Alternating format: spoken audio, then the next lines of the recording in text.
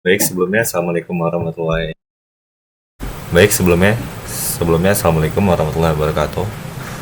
Perkenalkan, nama saya Rudi Arasanata dengan PAM 2457051011 dan kali ini saya akan ngebahas tentang praktikum dari dua yang saya seperti masuk.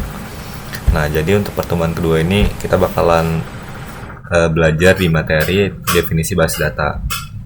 Jadi kita akan masuk aja ke dalam ininya, ke materinya. Jadi data itu adalah kayak eh, suatu objek atau kejadian yang dicatat, disimpan, digunakan untuk tujuan tertentu. Jadi simpel itu kayak data ini kayak adalah kumpulan informasi sih, kayak hal atau fakta yang disimpan, mau itu berbentuknya kayak angka, teks, dan lain-lain.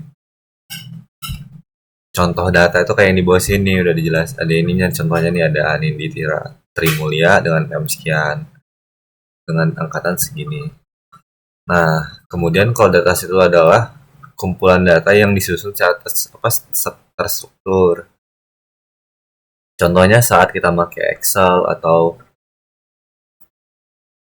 mungkin aplikasi lain itu kan, misalkan kita nggak struktur, dia itu bakal acak-acakan, kayak nggak mungkin dong di bagian nama informasinya kita tulis kelas kita dan segala macam. Itu namanya dataset. Jadi dataset ini buat milah-milahnya di mana kolom tempat naruh NPM, nama dan juga kelas. Nah, perbedaan data dan informasi itu tuh adalah, data itu bisa dibilang adalah suatu atau sekumpulan fakta mentah yang masih belum diolah. Contohnya itu apa? Kayak contohnya gini. Kita punya data mentah. Contohnya itu adalah nomor HP 0823 sampai selesai. Itu data mentah. Kenapa? Karena itu hanya angka biasa. Namun ketika nomor itu digabungkan dengan yang lain atau mungkin diperjelas, itu jadi informasi atau kumpulan fakta yang valid. Nah, jadi basis data ini kita tuh bakalan ngeliat kalau ada sekumpulan data yang saling terhubung dan disimpan secara terstruktur kayak gini. Contohnya ini. Nah, di sini juga diajarin tentang, kita tuh bakal belajar tentang kayak tipe data yang sering digunakan. Nah, tipe datanya itu kurang lebih sama yang kita pelajarin di bahasa pemrograman. Jadi ada in buat bilangan bulat, kemudian ada char juga, ada varchar, varian char, ada double, itu dia sama kayak in, bedanya dia bakalan nerima atau ngeluarin input yang bisa dibilang eh, ada komanya di belakangnya, dan juga floating dan lain-lain. Kemudian ada enum juga, atau mungkin kita lebih kenal dengan kata boolean.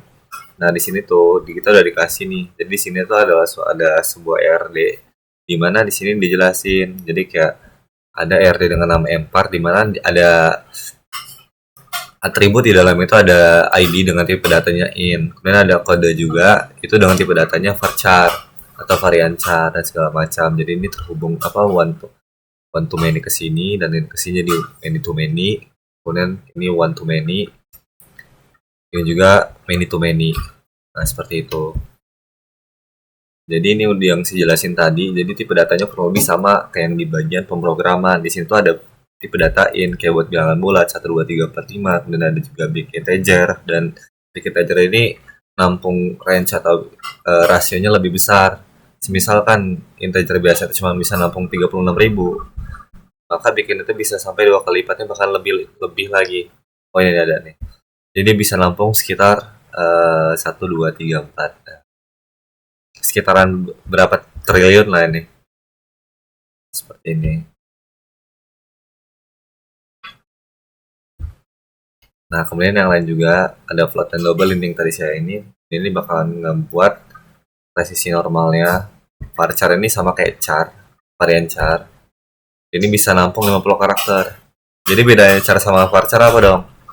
Kalau varchar itu cara pengaplikasiannya beda. Misalkan kalau di char kita dikasih 4 data, yang misalkan kita dikasih 4 bit, maka yang bakal diterima sama komputer, yang bakal kebaca itu 4-4-nya. Mau kita cuma ngisi 1 bit. Bedanya varchar itu lebih fleksibel. Misalkan kita punya ada varchar 1. misalkan kita ada varchar satu nih, dan di dalam varchar ini itu cuman terpakai 1 bit, maka dia itu yang bakal kebaca sistem ya cuma 1 bit.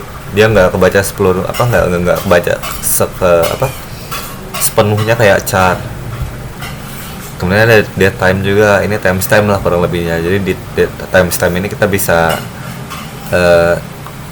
nge-outputin hal dari tanggalnya, tahunnya, dan lain-lain.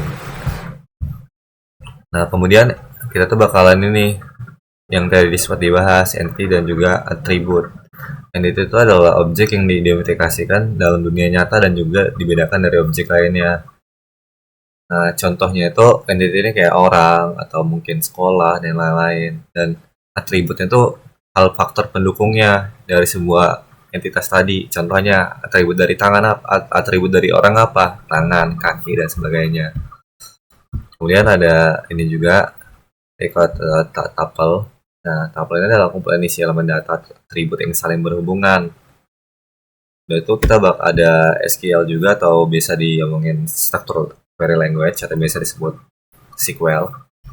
Itu tuh bahasa yang digunakan untuk akses database-nya, buat perantaranya lah. Nah, ini query buat perintahnya. Dan itu di sini ada primary key buat kayak nandain atribut itu kayak spesial atau unik. Dan juga ada foreign key itu buat menghubunginnya, dan juga ada relasi. Nah, yang relasi ini kayak penghubungnya, kayak dari table A ke B itu apa, one to many atau many to many, dan juga one to many dan sebagainya. Nah, sedangkan kalau RD itu adalah kepanjangan dari entity relation diagram. Itu secara simpel itu adalah kayak jelasin hubungan antar data, kayak mana yang one to many dan juga mana yang many to many dan lain-lain. Jadi kayak ini dari student itu one to many ke bagian student corner, student course maaf, begitu sebelumnya, dan ini jadi many to many, kurang lebih seperti ini. Nah mungkin ini untuk materi dari saya. Jika ada salah kata saya mohon maaf. Saya akhiri, wassalamualaikum warahmatullahi wabarakatuh. Terima kasih Kak.